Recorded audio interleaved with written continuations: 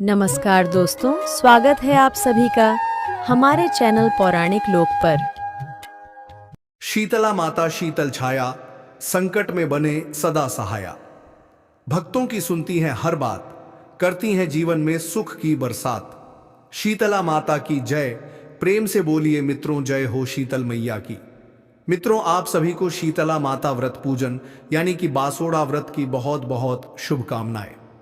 मित्रों, आज हम आपको बासोड़ा व्रत पूजन में शीतला माता की बहुत ही सुंदर कथाएं सुनाने जा रहे हैं।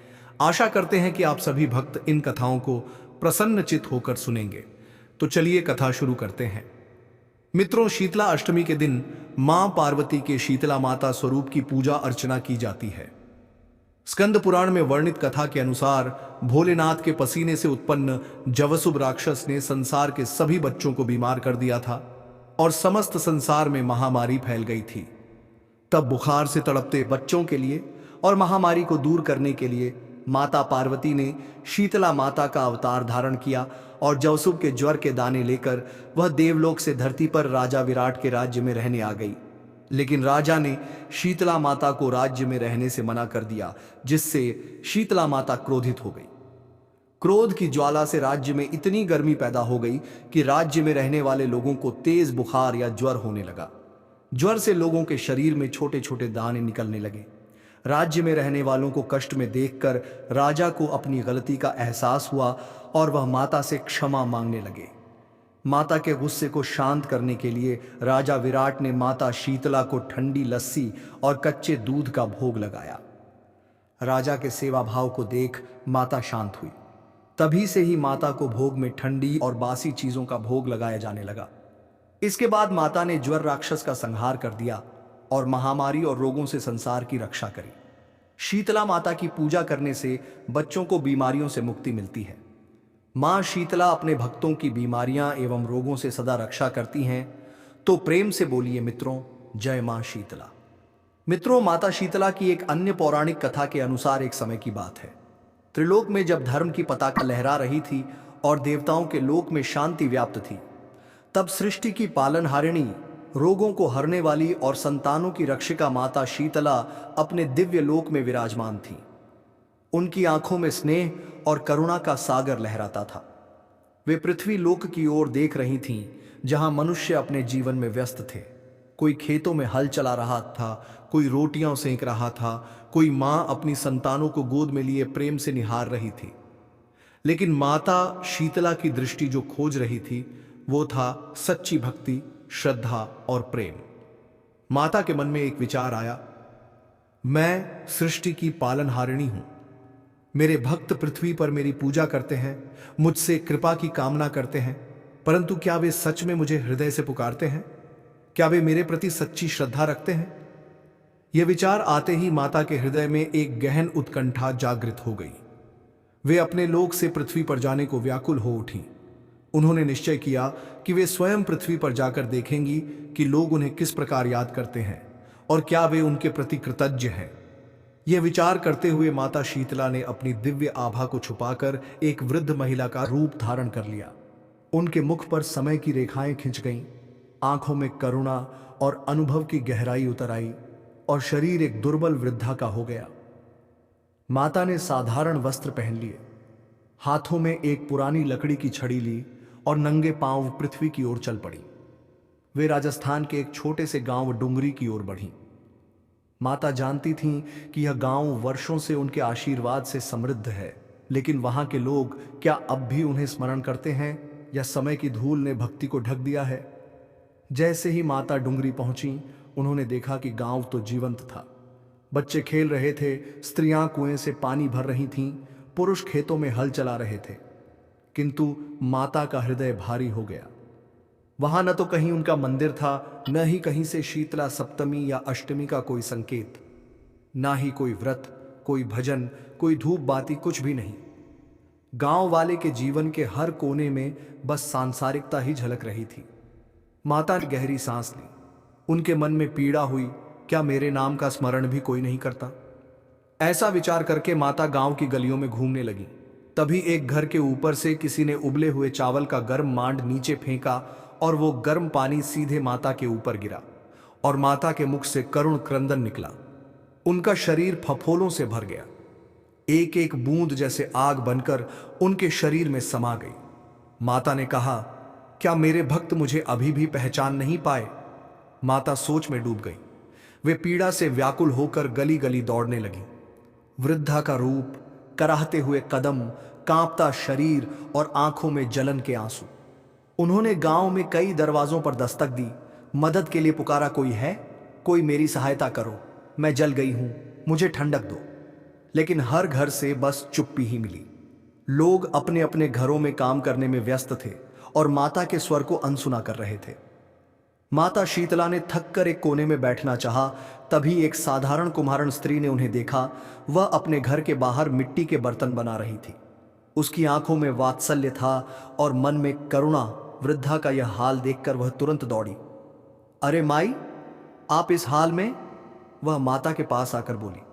आइए, छांव में बैठिए। माता थरथराते हुए उसकी ओर देख रही थी। कुम्हारण ने झट से पास के घड़े से ठंडा पानी लिया और माता के जलते हुए शरीर पर डाला। माता के होंठों पर पहली बार एक क्षीण मुस्कान आई। माता बोली, बेटी तू कौन है? कुम्हारण ने हाथ जोड़कर कहा, मां, मैं तो एक साधारण कुम्हारण हूं, लेकिन आपका हाल देख मेरे हृदय में शूल चुभ गया। चलिए मेरे घर, वहां राबड़ी और दही रखा है, ठंडा खाएंगी तो आराम मिलेगा। माता एक शब्द कहे बिना उसके पीछे पीछे चल दी।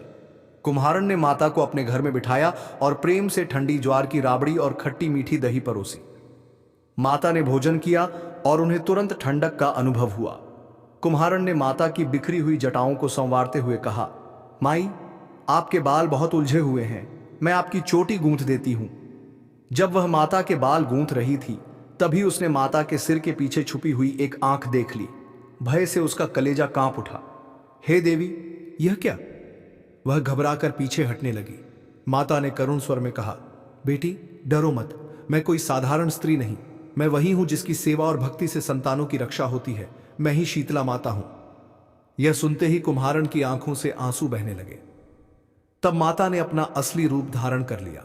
उसने कांपते हुए हाथों से माता के चरण पकड़ लिए। मां, मुझे क्षमा कर दो, मैं तो आपको पहचान भी न सकी। कुम्हारण हाथ जोड़कर बोली, माता, आप मुझ दरिद्री के घर में आई। मेरे घर में चारों तरफ दरिद्रता है, मैं आपको कहां बिठाऊं? मेरे घर में तो चौकी भी नहीं है और ना ही कोई आसन है। तब शीतला माता प्रसन्न होकर कुम्हार के घर में खड़े गधे पर बैठ गई और एक हाथ में झाड़ू और दूसरे हाथ में डलिया लेकर उन्होंने कुम्हार के घर की दरिद्रता को झाड़कर डलिया में भरकर फेंक दिया।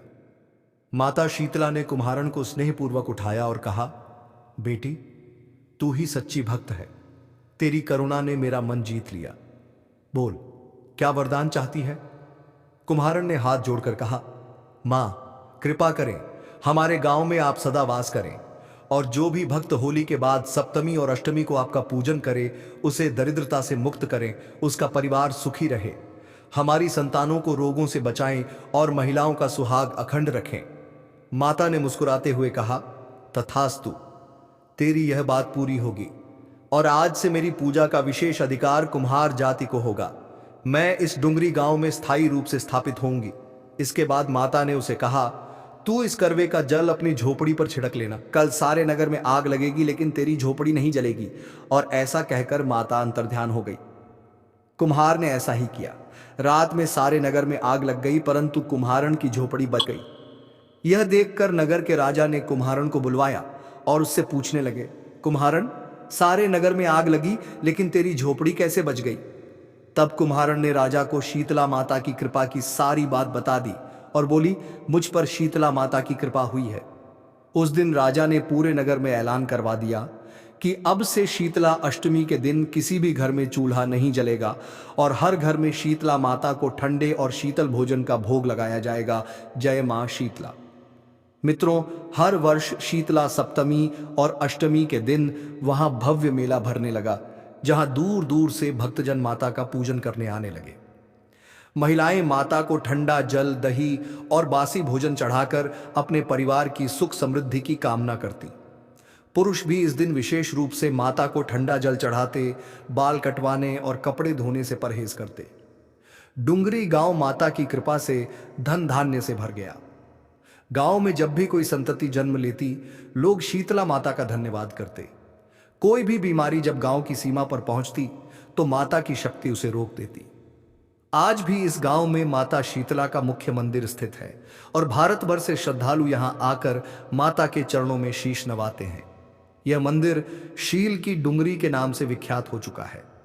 माता शीतला ने यह सिद्ध कर दिया कि वे केवल वेदी पर चढ़ने वाले फूलों से नहीं, बल्कि भक्त के मन में बसे प्रेम और करुणा से प्रसन्न होती हैं।